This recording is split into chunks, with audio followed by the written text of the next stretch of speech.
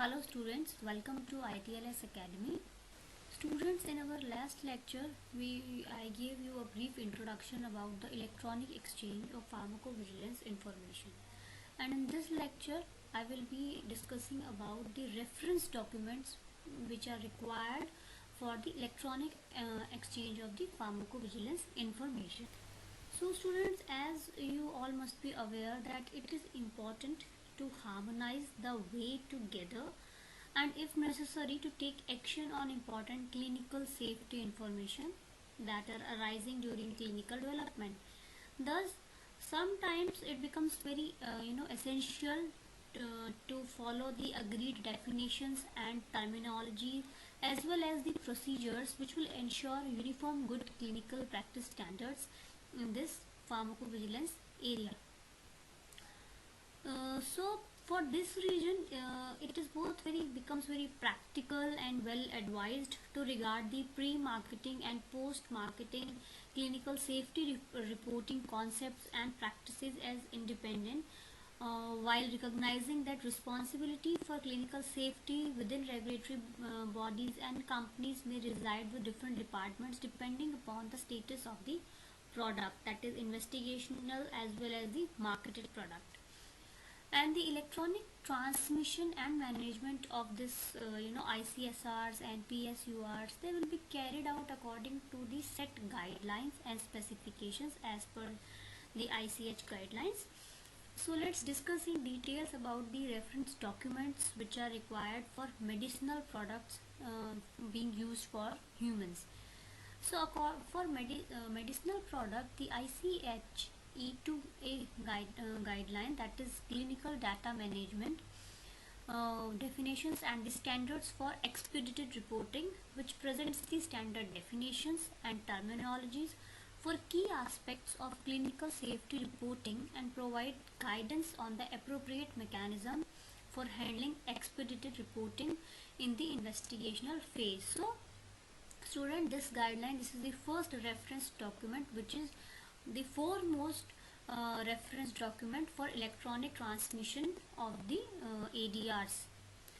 And for this, there are two issues within the broad subject of clinical safety data management that are appropriate for harmonization at this time.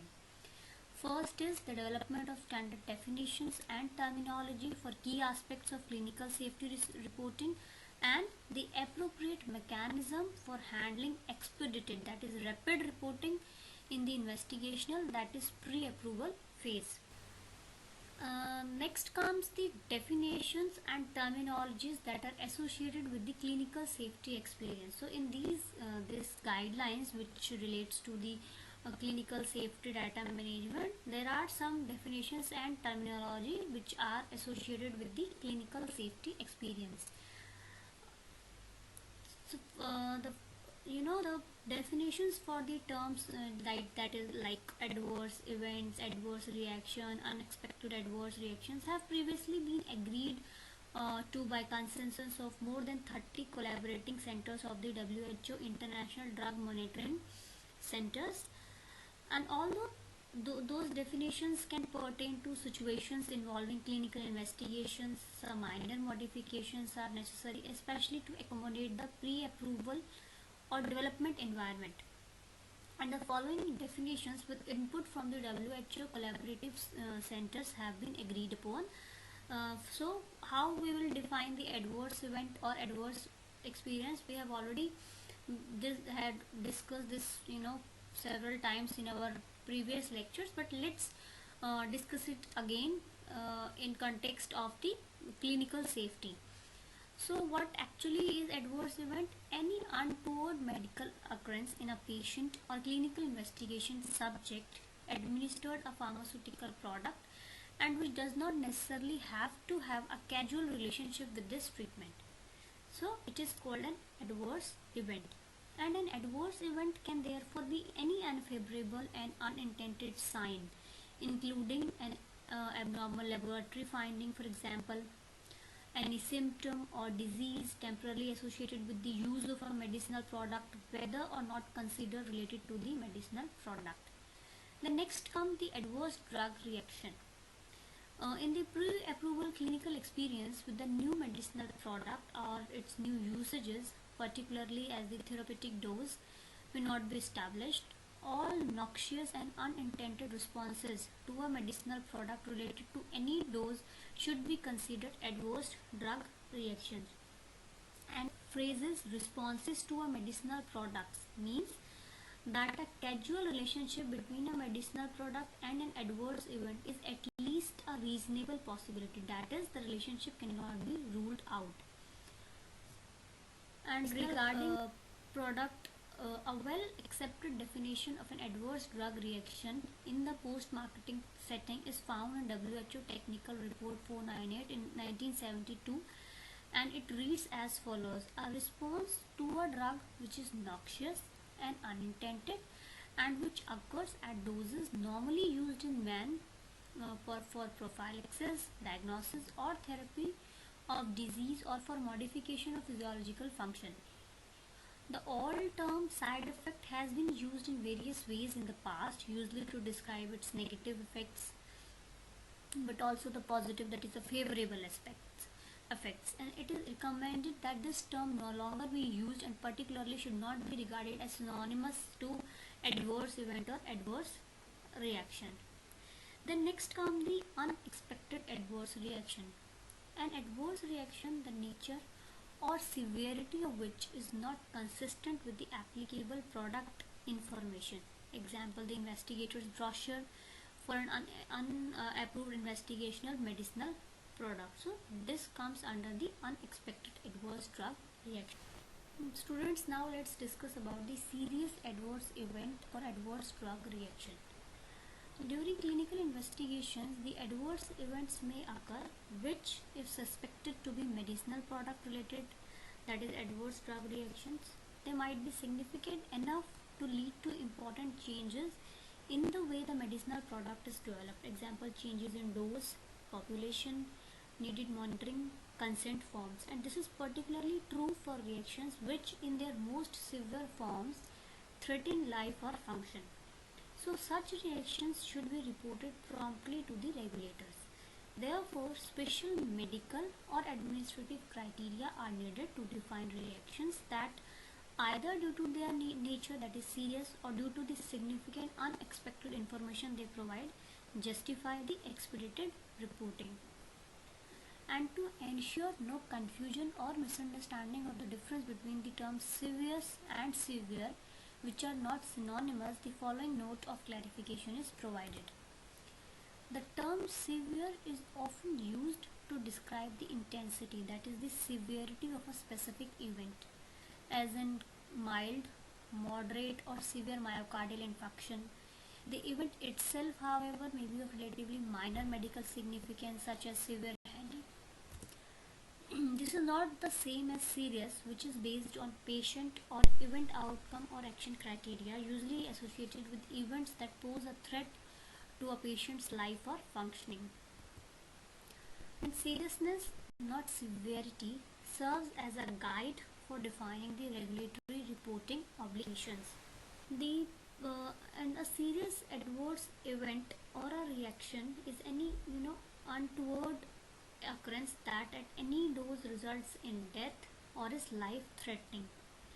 The term life threatening in the definition of serious refers to an event in which the patient was at risk of death at the time of the event, and it does not refer to an event which hypothetically might have caused death if it were not severe.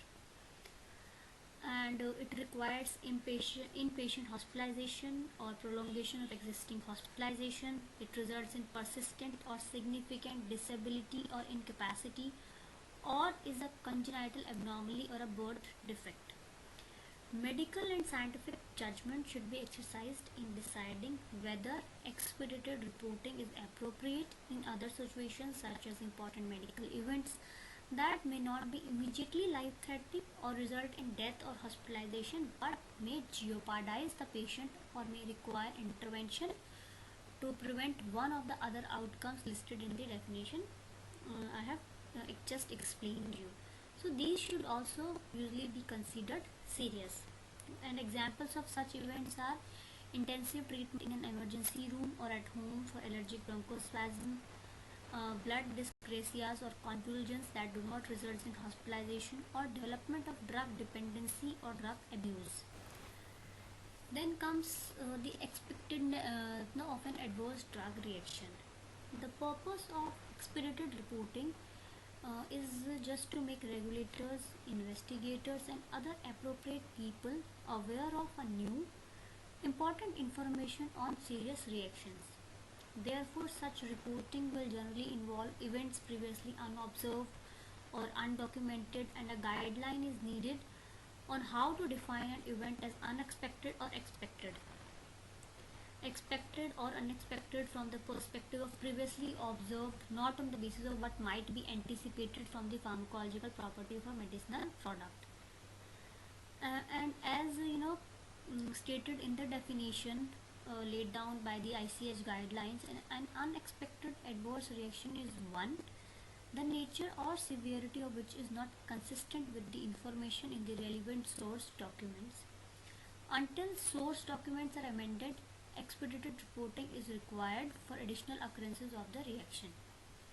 And the following documents or circumstances will be used to determine whether an adverse event or reaction is expected. For a medicinal product not yet approved for marketing in a country, a company's investigator's brochure will serve as a source document in that particular country, and the reports which add significant information on specificity or severity of a known, already documented serious ADR constitute unexpected events. For example, an event more specific or more severe than described in the investigator's brochure should be considered unexpected.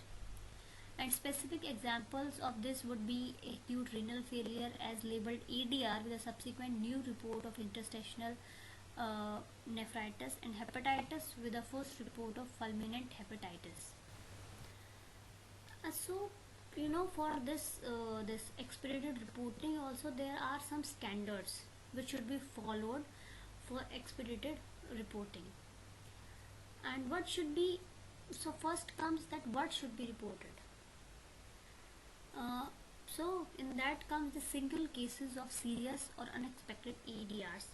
All the adverse drug reactions that are both serious and unexpected are subjected to expedited reporting. Many terms and scales are in use to describe the degree of causality, that is attributability between a medicinal product and an event such as certainly, definitely, probably, possibly, or likely related or not related. Phrases such as plausible relationship, suspected causality, or causal relationship cannot be ruled out or also invoked to describe cause and effect. The expression reasonable causal relationship is meant to convey in general that there are facts. Now the things which should be are the other observations. Other observation include there are situations in addition to single case reports of serious adverse events or reactions that may necessitate rapid communication to regulatory authorities. Appropriate medical and scientific judgment should be applied for each situation, and in general, information that might materially influence the benefit risk assessment of a medicinal product or that would be sufficient to consider changes in medicinal product administration or in the overall conduct of clinical investigation represent such situations.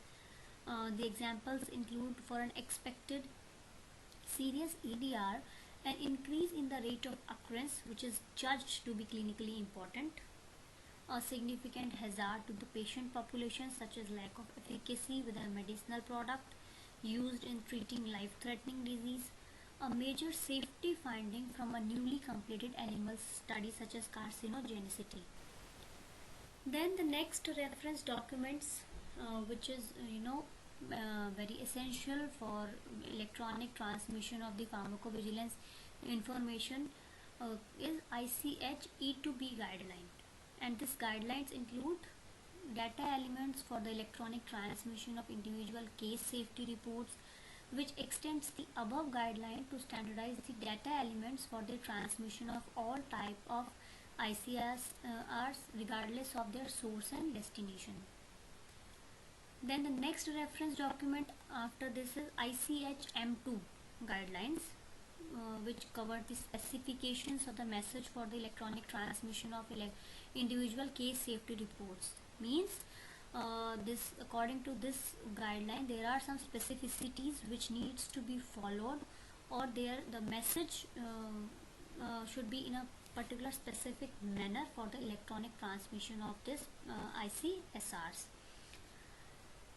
Then there is another reference document for electronic transmission, that is Ichm2 which includes note for guidance on clinical safety data management and periodic safety update reports for marketed drugs, which provides guidance on the format and content of safety updates which needs to be provided to the regulatory authorities at defined intervals after the medicinal products have been authorized.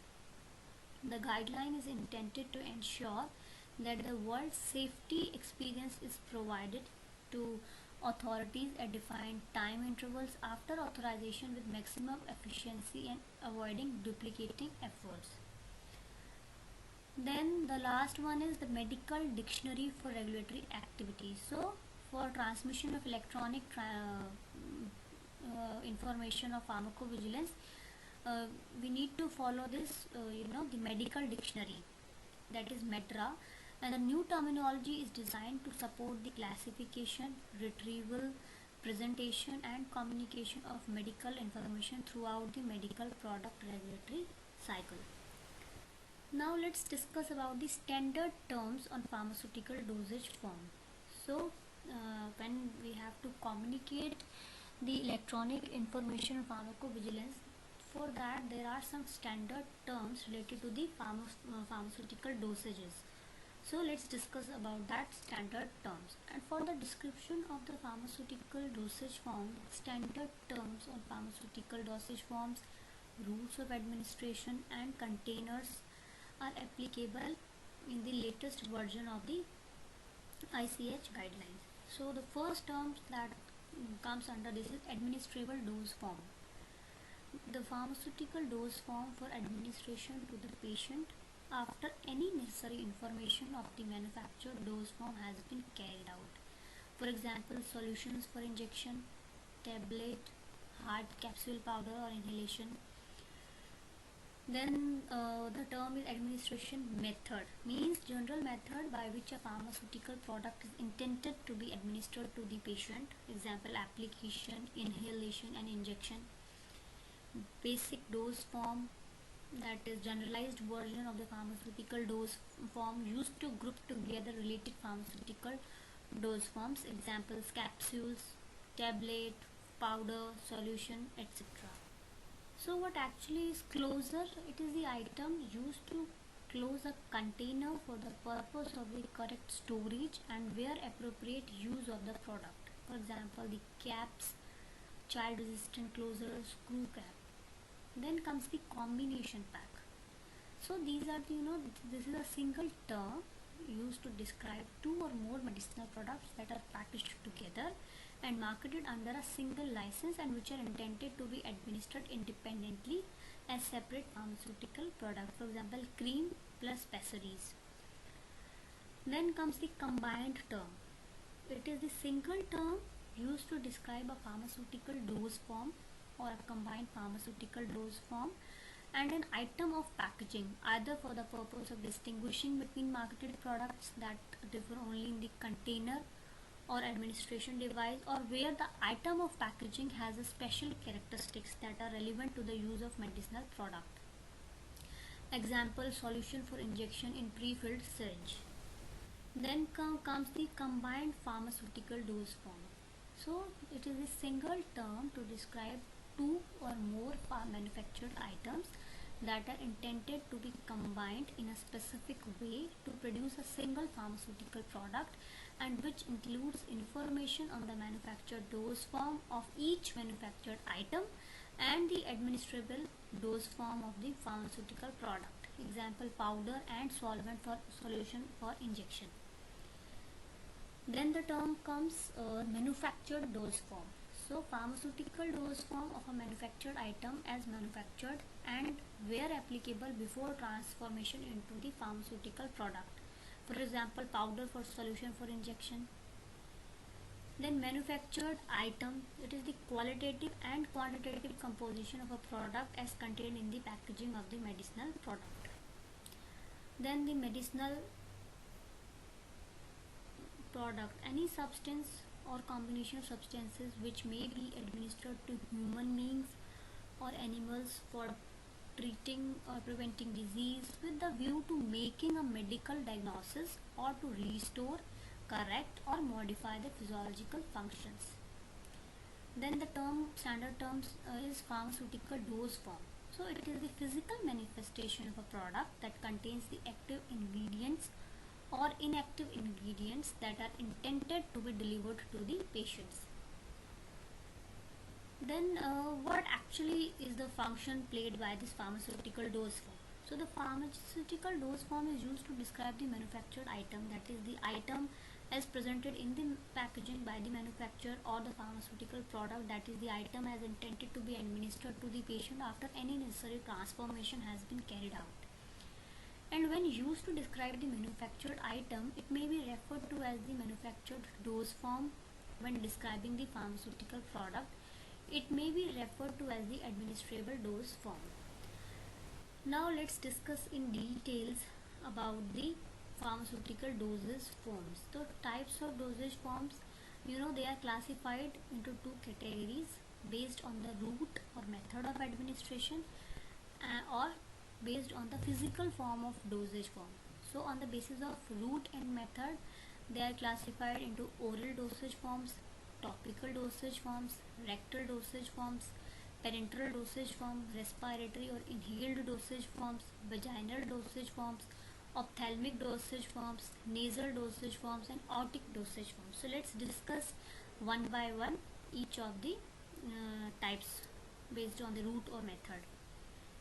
So oral form, as you all know, this comprises the pharmaceutical formulations taken orally for systemic effects. They are absorbed through the various epithelia and mucosa of the gastrointestinal tract at varying rates, with the exception of drugs that are absorbed in the buccal cavities. Then the topical dosage form, so these includes the drug molecules that are in a suitable solid base, for example the powders or aerosols, or semi-solid base like ointments or creams, or in liquid form, example solutions or suspensions, which possesses either hydrophobic or hydrophilic properties, and these drugs are applied to the skin or other topical surfaces such as eye, ear and nose, mainly for local action. Systemic drug delivery can also be achieved using topical preparation, though the absorption is very poor. Then comes the rectal dosage form. So these are the solutions or suppositories administered rectally for local rather than the systemic effect. And these formulations can also be used to deliver drugs that are inactivated by gastrointestinal fluids when administered orally or when the oral route of the patient is precluded. Then the parenteral dosage form. So in this, these are usually sterile, particulate free and non-pyrogenic solutions or suspensions that are injected into the body using syringe and needle or infusion set, etc.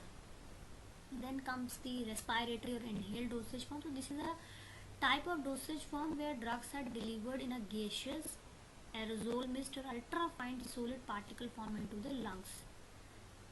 And these the examples includes nebulizers, powder aerosols and pressurized metered dose aerosols.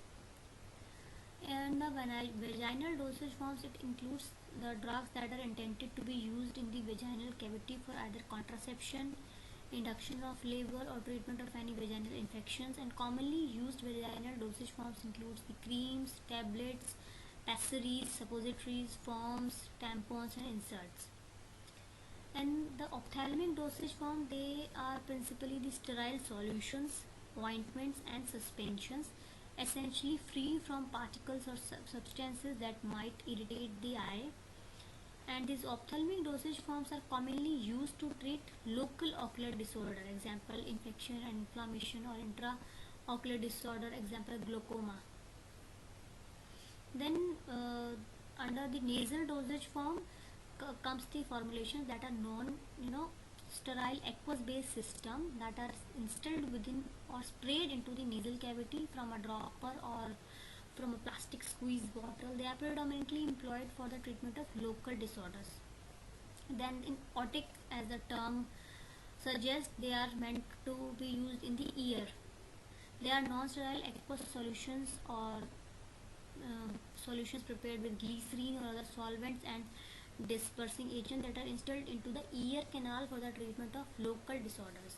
Now comes the classification based on the physical form of the dosage form, that is solid dosage forms. These comprise drug products with defined shape and volume. They constitute approximately 90% of all the dosage forms clinically used to provide systemic administration of therapeutic agents. Then the next under this category comes the semi-solid dosage forms. So these preparations applied on the skin or to the mucous membrane to achieve local or systemic effects. Examples include ointments, paste, creams, gels, and semi-solid dosage forms have many characteristics in common. That is consistency, presentation, preservation requirement, and also route of administration, which is mainly topical. Then in liquid dosage forms include drug products administered in the form of solutions, suspensions, colloidons, emulsions, etc. And the liquid dosage form can be sterile or non-sterile depending upon the route of administration. Then the last category under this is gaseous dosage forms. So this class comprises drug products that are packaged under pressure in a holder with a ceaseless or restricted conveyance valve framework. The gas inside contains restoratively dynamic medicaments that are released upon activation of an appropriate valve system. Examples: aerosols, nebulizers, sprays, inhalers, etc. So this flow charts, this represents the hierarchy of pharmaceutical dosage forms. So first of all comes the states of matter, after that the basic dose form, and after basic dose form comes the pharmaceutical dose form, which depends upon the release characteristics, transformation, intended site, and the administration method. So students, that's all for today's lecture, and in our next lecture we will be discussing about the reference documents for veterinary medicinal products and the message format that needs to be followed for electronic transformation of pharmacovigilance information.